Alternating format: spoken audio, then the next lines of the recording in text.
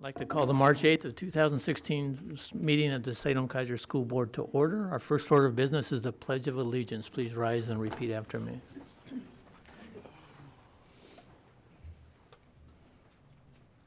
I pledge allegiance to the flag of the United States of America and to the republic for which it stands, one nation, under God, indivisible, with liberty and justice for all.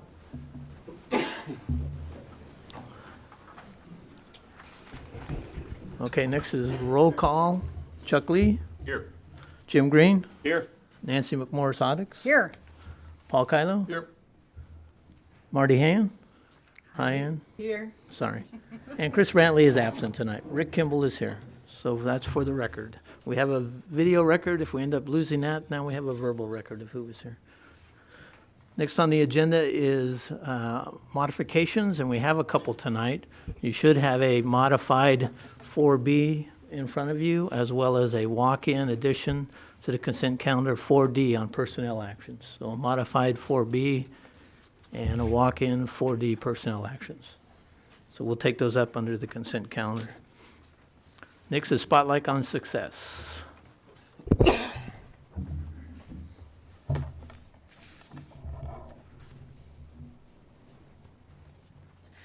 Good evening. Our first spotlight will be presented by Karina Lee, our Executive Director of Salem Keizer Education Foundation. Thank you so much. It is with great pleasure I'd like to welcome Rebecca Loudon-Bloom from Valley Inquiry Charter School and their principal Manuel Palazzo over to be with Chair Kimball.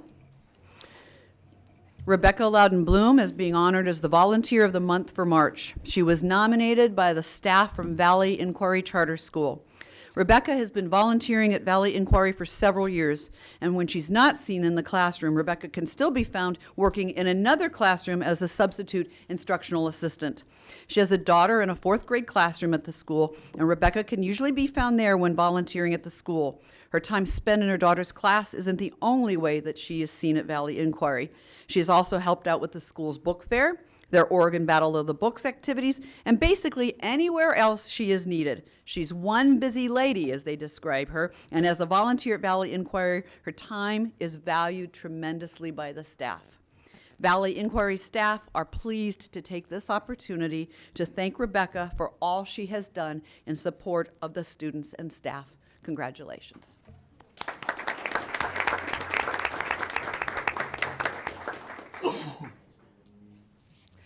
Our next spotlight will be presented by Jay Remy, Director of Community Relations and Communication.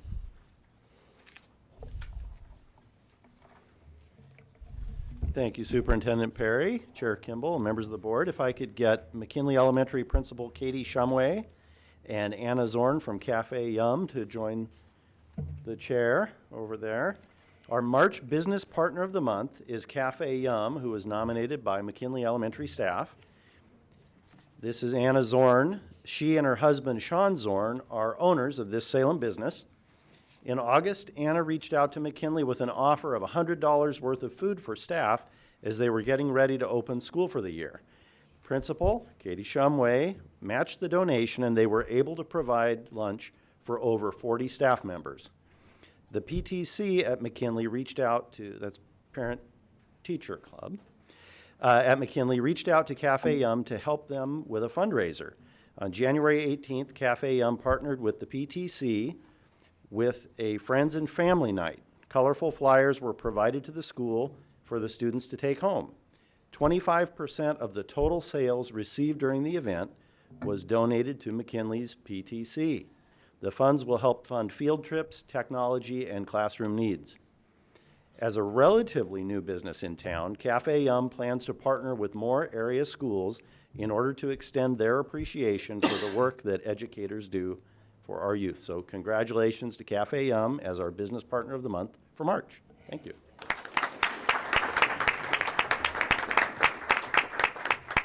And our final spotlight will be presented by Matt Biondi, who's stepping in for Larry Ramirez tonight.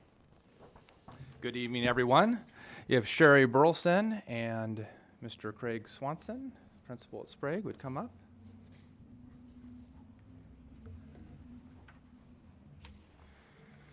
On Tuesday, February 23rd, Superintendent Christy Perry made a surprise visit to Sprague High School teacher Sherry Burleson to present her with an award on behalf of Eastern Oregon University. Sherry was a 2016 recipient of the Eastern Oregon University's Inspirational Teacher Award. The award acknowledges individuals who have played a vital role in the lives of young students. The recognition highlights contributions towards the scholastic achievements of many students whose lives Sherry has positively impacted. A unique thing about this award is that Sherry was nominated by one of her former students, Riley Hack. Riley earned the Dean's List honors for the fall 2015 academic quarter, and students who maintained Dean's List standing were given the opportunity to nominate a teacher who influenced them on their road to higher education and academic excellence. While in Mrs. Burleson's pre-calculus classroom, Superintendent Perry asked the students how they felt Ms. Burleson inspired them. A few of the responses were, "She's such a happy, good teacher. She makes learning math more interesting. I knew class was going to be hard, but I knew that if I had Miss Burleson teaching it, I would get an A in this class." And finally, a student said, "She likes what she's teaching, and that comes through as she's giving her lessons." So on behalf of the Salem Keizer School District, we thank you for your exceptional work as an educator and mentor to our students. Congratulations.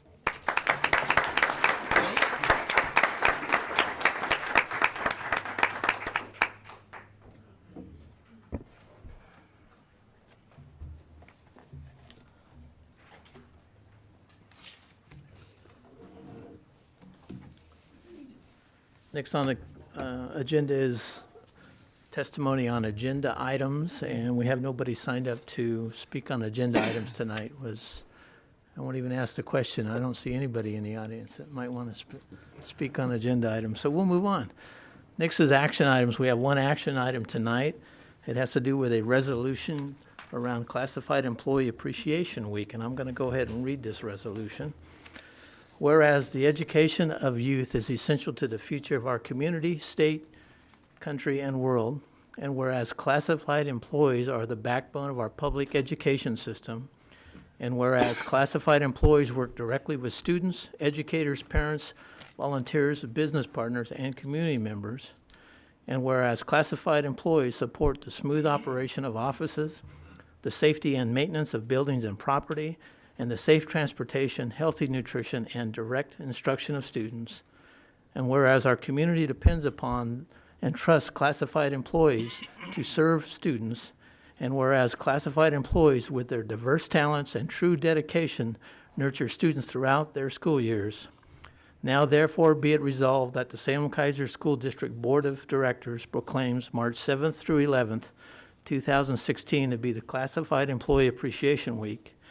And be it further resolved that the Board of Directors strongly encourages all members of our community to join in this observance, recognizing the dedication and hard work of these individuals. Board leadership presents this to the board. Do I have a motion? Move adoption of the resolution. Moved by Jim, second by Nancy. Any discussion or comments? All in favor, say aye. Aye. In opposition, same sign? Unanimous, 6-0. So, thank you, classified employees. I don't see it. We have an association representative here tonight, do we? No, we don't. Okay. I will pass that on to you. Thank you. Okay, next is our consent calendar. On this item, we adopt everything at once in one motion unless the board member needs to pull something about grant budgets or personnel actions tonight. Does anybody need to pull anything? I Paul? just would like to pull personnel so I can get through the reading of them. Which one of them, all three?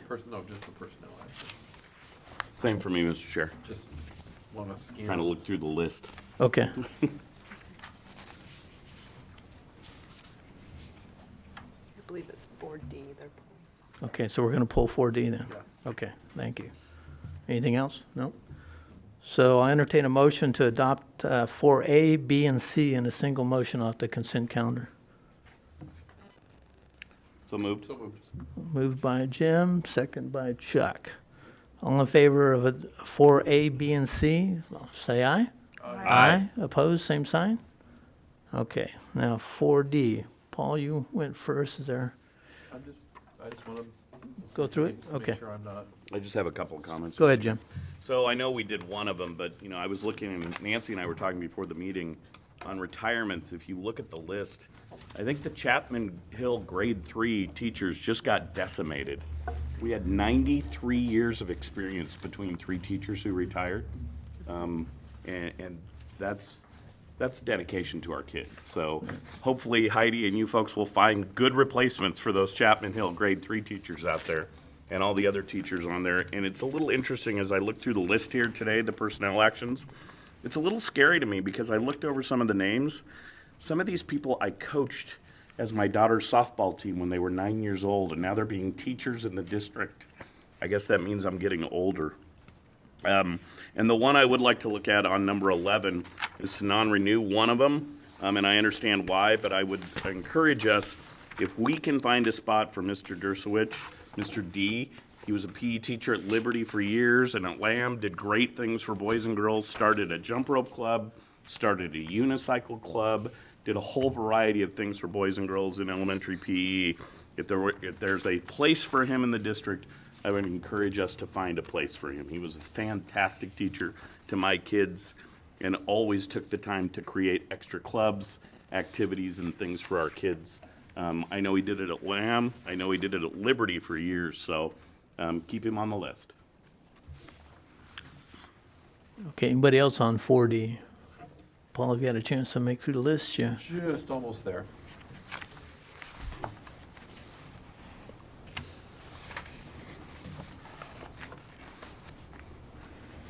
Okay. Any questions? You good? I've questioned some of the people on the list, but that's okay. Okay. So I'll entertain a motion to adopt 4D. So moved. So moved by Paul, second by Jim. All in favor, say aye. Aye. Opposed, same sign. No opposition, so it's unanimous, 6-0. Okay, readings tonight, number 5, we have no readings, so we'll move on to number 6, reports. We do not have a strategic plan report tonight, but we do have a monitoring report on ELs, EL9, asset protection. Superintendent Perry.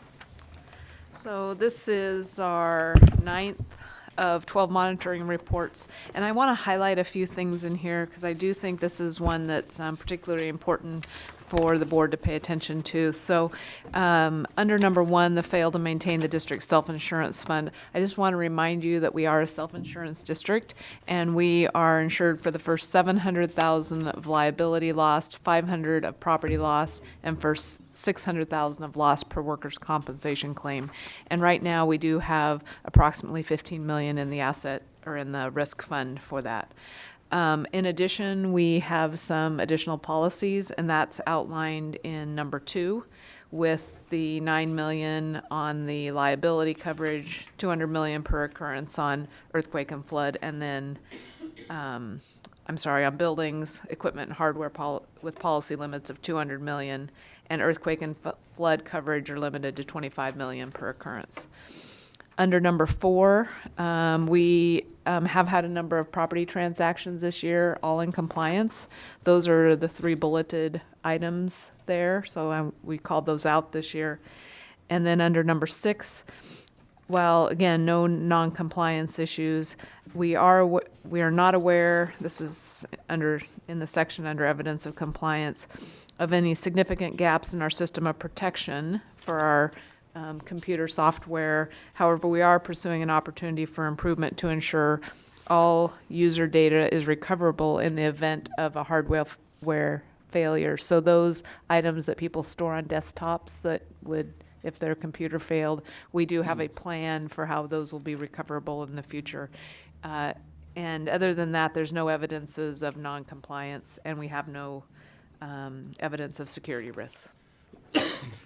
Okay, I'll remind the board that the EL reports are part of the superintendent's, what we consider for the superintendent's evaluation, and I'll be looking for consensus. Any questions? Jim? It's the same question I have every year on the evidence of compliance for number 1, making sure that we have worked with our actuaries and our brokers and everybody to assure that the limits and what we've got in the fund are necessary to protect the district in case of loss. And I'm going to look at Mike for an answer on that. Yes, and as a matter of fact, each year we sit down, go through the whole portfolio, and we've been slowly increasing year by year to basically be in alignment with other large districts and what their approach is that are self-insured as well. Great. I was assured of that, but I ask the Appreciate- same question every year, so Mike's always ready for it. Any other questions? So, I'm not sure where I heard this exactly, but, the big one within the next 50 years is the prediction. And is 25 million enough to repair our schools after a large event, like a 9/0 earthquake? No. It's not enough, and earthquake insurance is extremely pricey. And so in the large event, the big event that you're talking about, it becomes a national event, a national situation, not just a state of Oregon or even a regional. So there's lots of resources that will flow in, but we'll have at $25 million policies that will augment the federal money that comes. Okay. Any other questions or discussion? Looking for a thumbs up consensus. Is the adequate report for this EL? Okay, thank you, board. We have consensus. Next is information items. You should have a list of upcoming meetings. Please note, in a week, next Tuesday night, we have a budget committee meeting at 6 o'clock here, where we're going to receive infrastructure reports and revenue forecasts, as well as do our leadership planning for the budget committee in the coming cycle. So that's next Tuesday at 6 o'clock. We are not having a work session that night, so. We would like you to hold the 5 o'clock time slot, though, on the 15th for for a potential executive session on that night. Okay, so please hold that time for. And then the rest of the schedule lies out there for you. April 12th will be our next business meeting. The audience communications on Mr. Chair, could I go back to that? Go- just go for- ahead, Jim. Will we do all the budget committee meetings here again this year? That's our intent right now. Okay. Yeah.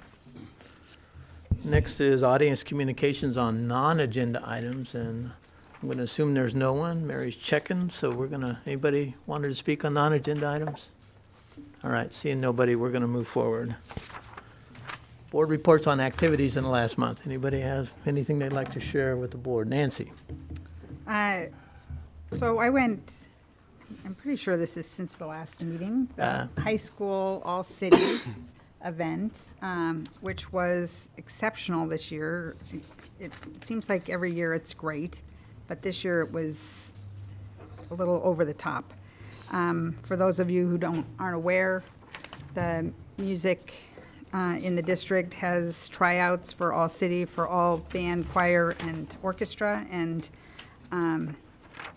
it's a group of kids that come together from all of our high schools, and they are all represented, and they they have the music ahead of time, and they meet really in very short time frame with guest conductors from all over the country, and put together a concert in about 3 days, and it's really very exceptional. The thing that I think is sometimes lost is that because we have such exceptional music in every building in this district, that kids, when you have a district that has like a magnet program for music, the kids who really have an aptitude for music or a passion for music or are born gifted musically are the kids that participate. In our district, I know from personal experience, the kids who just love music and want to work hard make it into those groups. And so I think that's really special here. I also went to two of the ELL forums at McKay and had really a very interesting time sitting with two different schools and listening to the challenges. I happened to sit with two secondary schools and listening to the challenges of having not big numbers of kids, but kids with very unique differences. I think that it's easy to think of ELL as a place where big groups of kids who speak one language are there to learn another language, but and that perhaps is the easier part of the work than schools where the numbers are lower and the kids maybe have the needs are higher. So that was very interesting to me. I did learn a little bit. I've never known what ESOL stood for. So now I know, except for I like only can remember every third day or so, but mostly I know. The last thing I went to was the first round of the state tournament in basketball. The South Salem Saxons are playing girls and boys in the state tournament, and I believe the McNary girls are also in the state tournament, which starts, I think, tomorrow. So wish them the best. The girls are defending their state championship from last year. Marty? So I also attended two of the ELL forums, and they were very interesting. The comment I really wanted to make, though, is not really so much board-related as related to my position with CERT, Community Emergency Response Team. And I've seen a large number of Salem Keizer employees getting training over the last year, and it just is very exciting. I'm glad to see that. Thanks, Marty. Anybody else? All right, so Nancy stole your thunder about McNary in the state. Okay. I noticed. All right, with that, we're going to go for superintendent's comments. So I just have a couple to add. Our 4 focus groups are finished, and our job right now is to collect the input and to think about what themes and trends we see in that data. So I will keep you posted on what the next steps are, but we're planning to do a lot of that work in the coming weeks as far as taking all that feedback and sorting it through and seeing what themes emerged. We have some guesses on themes just from the things we've heard, but we haven't really sat down to systematically do that. I do want to compliment our schools, who every school was represented, and they did a really good job of bringing people to the table. So I think we had a good turnout, and it was nice to see that accumulation of people over time. We all felt like we didn't quite always have enough time for listening, because there was a lot of information on the front end. So that makes us wonder, do we have the right parent voice already there, or do we do a little bit more of that after we gather and collect themes and go back out for a little bit more? But we'll outline those next steps in the coming weeks. Thank you to board members who attended. It was great to have you there and for you to be sitting and listening to hear some of the things that we heard, even though you couldn't be at every group, just like I couldn't be at every group. 2 other big things going on. We have our ESSA work groups coming out in the state. We have put in application that we are represented across all of the work groups. Now, whether we're chosen for that or not is another question. I have been asked to be part of the advisory group for the ESSA work groups. And again, whether I'll be chosen or not out of the applicant pool, I'm not sure, but I think we'll have some pretty good representation from Salem Keizer, and I believe it's really important that we attend to that work over the coming months. And then finally, I've been asked by NEA, National Education Association, to be on their accountability task force for a short period of time as they're working on some educator pathways and professional development policies for NEA. So I'll be engaging in that work, which aligns perfectly with our ESSA work right now. So I felt like it was one of those important things to say yes to, because it will impact our state work. So with that, I've attended many of the fine student things that you've attended, and it's been really some great events. Thank you, Chrissy. With that, we're going to adjourn tonight's meeting. Thank you all for coming.